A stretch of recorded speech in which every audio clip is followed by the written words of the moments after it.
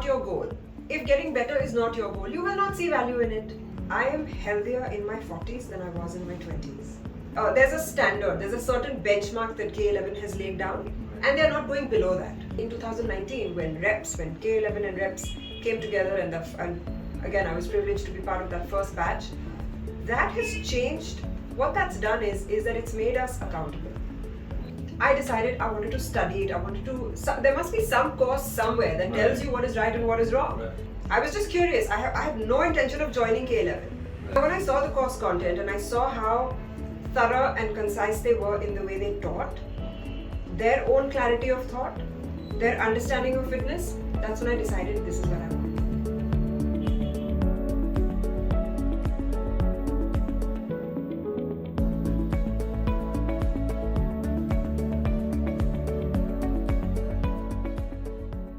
So I was a banker for about 10 years, Right. and I did have breaks in the middle of my career because maybe I was looking for what else I want to do and stuff, but ultimately it's something I gravitated back towards. And when I was in college and when I was working, I was interested in fitness because I was a skinny girl. I was an ectomorph, so I was super skinny as a child. I was always like bones. Right. Okay, and I wanted to go to the gym because I wanted to look better. When I went to various gyms over like several years, what happened was that I realized there's a lot of ambiguity. There are myths and misconceptions, as with any industry, with what is the correct way to exercise, what is the right nutrition. Somebody says you should have protein, then they say no, protein is artificial, you should not have it. So there's lots of myths and misconceptions about the fitness industry. For me, it was very frustrating because when every time I went to work out in different gyms, different people would tell me different things. Right. So a basic thing like a squat, for instance, they tell you, a lot of people will tell you only half squat, don't let your knees cross your toes, and other people tell you sit all the way down. So who's right and who's wrong? I needed to figure that out for myself because I wanted to get better, I wanted to look better. Right. It was completely the external part of this. Because I was so curious about what was the correct way to exercise, I decided I wanted to study it. There must be some course somewhere that tells you what is right and what is wrong. Right. So I looked at various courses online. I thought, let me look at some nice course online. I'll do some American course or some international course, and I'll just do this for my own thing, and I don't need the certificate. I just want to learn it. Right. And then I looked at all these courses and I thought I wasn't happy with them. Something was lacking. I felt, how is this going to help me? And then one trainer in the gym or somebody probably randomly told me that, oh, K11. And I said, what is this K11? I've never heard about it. And kya hai?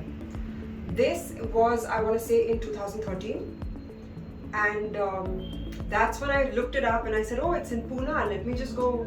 It's in my city. So I looked it up and I came to the school and I wanted to speak to, obviously, the head and everything. And I figured out from there that, well, I sat with them and I sort of wanted to understand the course content. I was just curious. I had no intention of joining K11. Right. I was coming to rule it out as one more place that I didn't want to go to. And when I saw the course content and I saw how thorough and concise they were in the way they taught, their own clarity of thought, their understanding of fitness, that's when I decided this is what I want.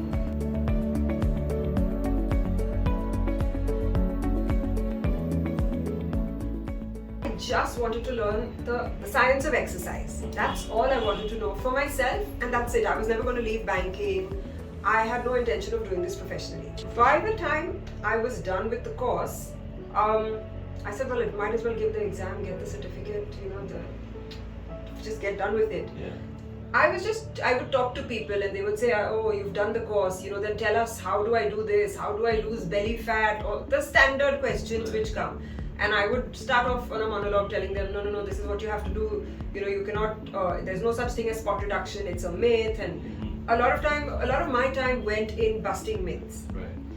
And from there, like I said, is where I realized that there is so much scope, there is so much thirst for information, so much curiosity, that there's so many questions people have, there's so much that people need to know. Right. I was talking to my friends and I would talk to colleagues at work, and I realized that all of these people are so curious about fitness and there are so many myths and misconceptions. They need my help. Right. So why don't I do this? So I was I had begun with just counseling people and even training, but very casually, very informally, just for fun. Right. And then I decided this was something I could do professionally. And if I set it up like a business, and I researched it and I understood that there is scope. You know, this is something that can fetch you revenue, that you can earn money from this if you do it right. As with any industry or with any work or job, if you're good at what you do, then you will get the reward. Right. So that is when I decided to, quit banking and do this. But also at that point, I realized that only exercise was not going to be enough for me. I also needed to supplement it with nutrition. So then I came back to K11, because at that point I had understood there's a standard, there's a certain benchmark that K11 has laid down, and they're not going below that at any cost. So I was very clear, if I'm doing nutrition, it's from K11. So I came back to K11 and I did my nutrition course, and then I got myself started as a fitness professional.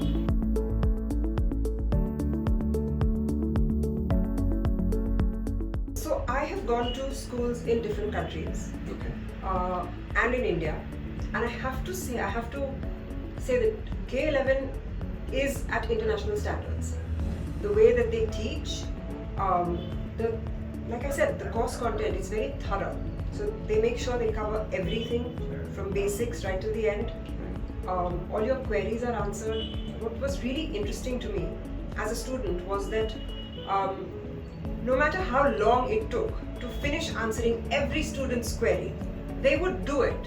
And the other thing that I really liked was the uniformity amongst the faculty and the staff. Everyone speaks the same language, that same standard is maintained. So that makes it a very professional experience.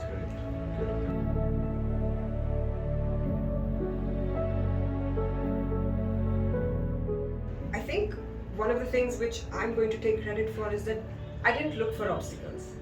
They say that what they tell race car drivers is you hit what you see. And I didn't look for obstacles in the industry. I looked for what I wanted to do and how to do it. And sure, it was difficult, it wasn't easy. There were hurdles along the way. But because I was so clear that I just wanted to cross this bridge and reach a certain place, things just fell into place. And because I came from a completely different industry, I can tell you that every industry has its share of difficulties, hurdles, that exists everywhere, obstacles, so it's fine.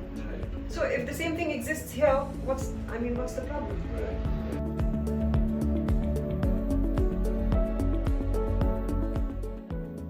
So initially when I started, it was before the pandemic. It was a few years before the pandemic, and at that time the only way to do it was at gyms. So I did freelance at a couple of gyms. I still do, in fact, but that's how I started. Right. So the gyms were kind enough to allow me to freelance. Now it's they're a lot more open to freelancers, but at that point, a lot of gyms did not welcome freelancers for their own reasons, for their own business reasons, and completely justified. Right. But now they're a lot more open to it. So I started freelancing. What happened was during the pandemic, earlier that I would never have done online because I just didn't, just like K11 school did not teach online, I did not believe in doing this online. Except for nutrition, which is something that you just have to sort of counsel, so it's different. But with fitness training, I couldn't have imagined that we would ever do this online. Right. But when the pandemic happened, ironically at the same time, we had to transition to online. We had no choice. So the good thing was that there were existing clients who already you had a rapport with. There was an understanding between client and trainer. Right. So it was not difficult to transition. Right. Maybe the most difficult part for us was getting the equipment, compensating for equipment which is available in a gym, and putting in other sort of equipment. Like maybe I will not be able to use a barbell inside the house because it's very wide, like a 7-foot barbell will occupy a lot of space. But if you look online, you can get a weighted vest, and that works great. It functions pretty much like a barbell. It will maybe not be as heavy. So you find your way. There is equipment out there. There are things that you can do. And I was able to transition my existing clients. And at the same time, there was people had nothing to do. There was a sudden lockdown that the whole world had gone into lockdown. So people from any part of the world were reaching out. So I had even clients overseas get in touch and say, will you train us online? Had they come to me literally 3 months or maybe even 3 weeks before the lockdown, I would have said, no, sorry, how is this going to work? Right? So when things changed in the world, we just had to adapt. But even if I had been in banking, wouldn't I have done the same thing? I would have, in banking, you had to go to work every single day. You still do. But in the lockdown, everybody's working from home. So why not us? I want to call it occupational hazard, but if I have to be a fitness professional, I have to be fit myself. I am healthier in my 40s than I was in my 20s. So it's a win-win. I love what I do. When people meet me, they say, wow, you look so happy, you look so content. And I'm like, because I am. Because I love what I do. So, you know, in my previous industry, I would have hated going to work on a bank holiday. I would have really not been happy going to work on a Sunday. But I can tell you that I work every Saturday and every Sunday now, and I look forward to it. And I would rather be doing my work than on the weekend than going out or doing anything else.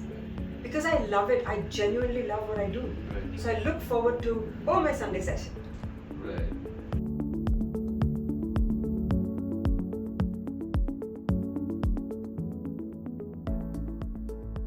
So earlier, the reason there were so many myths and misconceptions about fitness is because there was no regulatory body.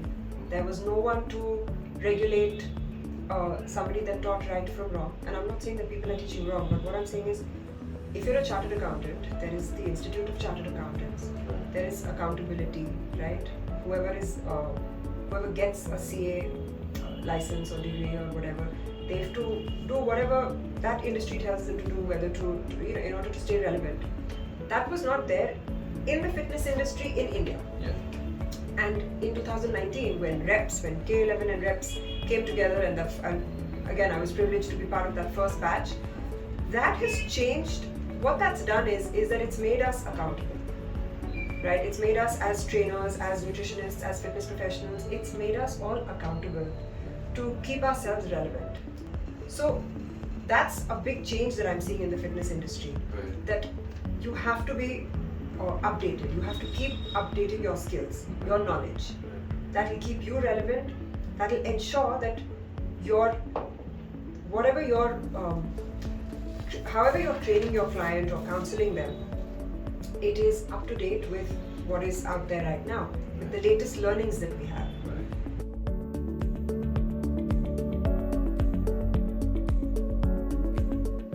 You will come across people who will tell you, just count my reps. But honestly, if you speak to most of my clients who I've worked with for several years, they will tell you that Deepa does not keep count of what we've done, because I'm so busy working on the form and technique. That is the important thing. One rep less or more is not going to change your life, but one rep performed incorrectly will cause you an injury, and that will change your life, not for the better. So as a trainer, it's not my job to stand there and count. As a trainer, it's my job to ensure first that you have an injury-free workout, and that whatever workout you do, whether you need to slow down, whether you need to speed up, and that could be strength, intensity, speed, whatever, I need to make sure that you're doing the right thing for your body to get optimal results. So yes, people will look at it with condescension, discerningly, and say, oh, you're just a trainer. How you perceive my job is a reflection of you. How I conduct myself is up to me. See, it's very simple. When you decide to purchase something, you're essentially investing in it. It's your hard-earned money that you're putting towards acquiring this item or getting a service. So it's also about how much you value it. So one is how the client or the buyer, if you like, is valuing this particular product or service. And the other thing is, what value do you bring to the table? So if I don't bring value to the table, if my clients are not benefiting, they're not going to come back. Very simple. So of course I have to keep myself relevant. Of course I have to do the right thing for them. Of course I have to ensure that they get results, whatever their body goals are. And it's not about weight loss, it's about getting healthier, getting fitter, stronger, eating right, making lifestyle changes with food, nutrition, exercise, all of it. So I've got to bring that value to the table. I've got to be able to explain to them, to help them understand, to see a reason to make those lifestyle changes. And if they don't value it, there are a lot of people, who want to party and they want to be drinking and I used to be that person. So I'm not running it down, or I'm not, saying it's bad. I'm just saying that if fitness is not your goal, if getting better is not your goal, you will not see value in it. But there's 7 billion people in the world. I train clients in the UK, in the US. Yeah. If a couple of people don't see value in what I do or what I'm offering, that's absolutely fine. There are so many more people. Right. Like I said, so that's how I value myself, because I'm not there to count how many reps somebody does, and I'm not there to give you a pre-printed diet which says, here, go follow this blindly. It has to be according to the client, his or her body goals. Do they need to lose some fat? Do they need to focus on building muscle? What is it in their lifestyle, in their life right now that needs to change in terms of nutrition?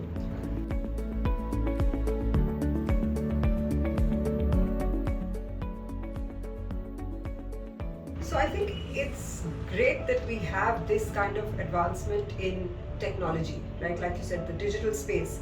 The only reason during the pandemic I didn't struggle, I was able to transition very smoothly, instantly, overnight, from working in person with clients to moving them to digital platforms, and at the same time taking on new clients whom I had never met in person across the world, is because of the existence of not only platforms that allow you to conduct these sessions virtually, but also because of social media. Right. I personally struggle with social media. It doesn't come instinctively to me.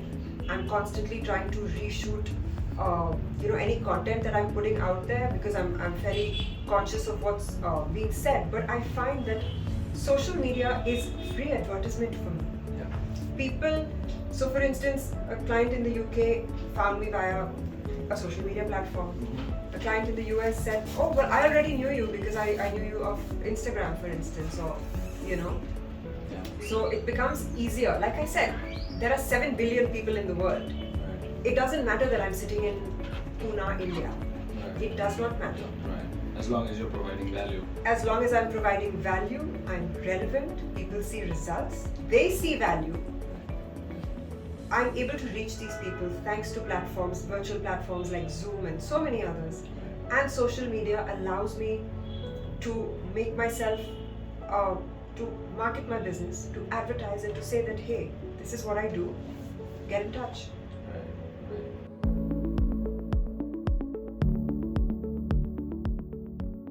Anybody who's curious about fitness, whether they want to just understand fitness sciences, exercise, nutrition, I would encourage anyone and everyone to study this for their own benefit, for their own body, just for their own well-being, how they can improve and become the best version of themselves, number one.